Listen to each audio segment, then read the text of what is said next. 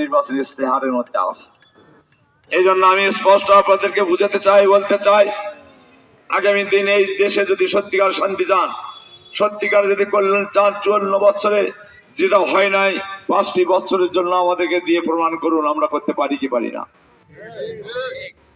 এই জন্য আপনাদের কাছে আবেদন করব, নিবেদন করব, অন্য যে কোনো দলের, আওয়ামী লীগ হন, জাতীয় পার্টি হন, বিএনপি হন, যে কোনো দলেরই হন না কেন, যদি সত্যিকার ভাবে আপনার দেশকে ভালোবাসে, এই দেশের মানুষের মৌলিক সমস্যা অন্ন, বস্ত্র, শিক্ষা, চিকিৎসা, বাসস্থান, এগুলি যদি আপনি সত্যিকার ভাবে সমাধান চান, তাহলে আপনি চলে আসুন।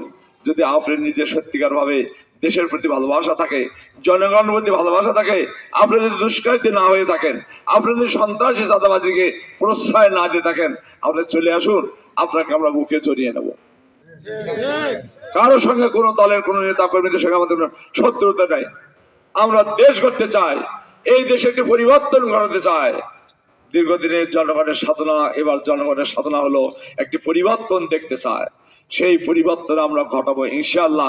এই জন্য দলে দলে চলে আসুন, আমাদের কাছে চলে আসুন, আমাদের ধর্ম পূরণ করা লাগবে না, আসুন আমাদেরকে ভোট দেন, ভোট দিয়ে নির্বাচিত করুন, প্রমাণ করুন আমরা বিগত দিনের ঘটনা নিয়ে নতুন করে কোনো মামলা আমরা করব না।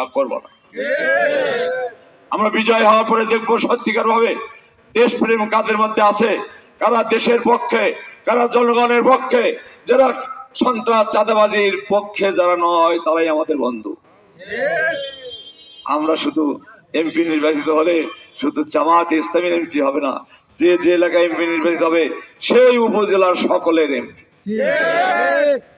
আর সাদুলপুরবাসী, আপনাদেরকে একটি ধারণা দেওয়া হয়, উনি পলাশবাড়ি, আমি ডক্টর টি.এম. ফজলুরের সঙ্গে 91 থেকে ভোট করেছি, তখনও এই কথাগুলি বলেছি, এত স্পষ্ট বলতে পারিনি যেহেতু আমাদের সিট কম ছিল। কিন্তু বন্ধুরা যারা ভোট দিয়েছেন সে তো বুঝেছেন, একবার দিয়ে বুঝলেন, দ্বিতীয়বার দিয়ে বুঝলেন, তৃতীয়বারে বুঝলেন, চতুর্থবারেও তাকে কেন ভোট দিলেন, দিয়ে আমার উপরে সেই দোষ চাপান কেন? তখন কোথায় গেছিলেন এই কেনিগুনিরা যারা বলেছেন পলাশবাড়ি ভোট দেবো না? আমরা খোঁজ নিয়ে আসুন না কেন? ফজলরবি তার বাড়ির রাস্তা, ভেলাকোবা তার বাড়ি থেকে রাস্তা গিয়েছে, তার রাস্তা যে কয়টি সাইডে রাস্তাগুলি চলে গিয়েছে, গাড়ি গে বড় সাইকেলও যায় না। এই জন্য আপনার প্রতিবেশী যদি খারাপ হয়, আর একটু দূরে যদি ভালো বন্ধু থাকে, উপকার কার কাছে পাবেন?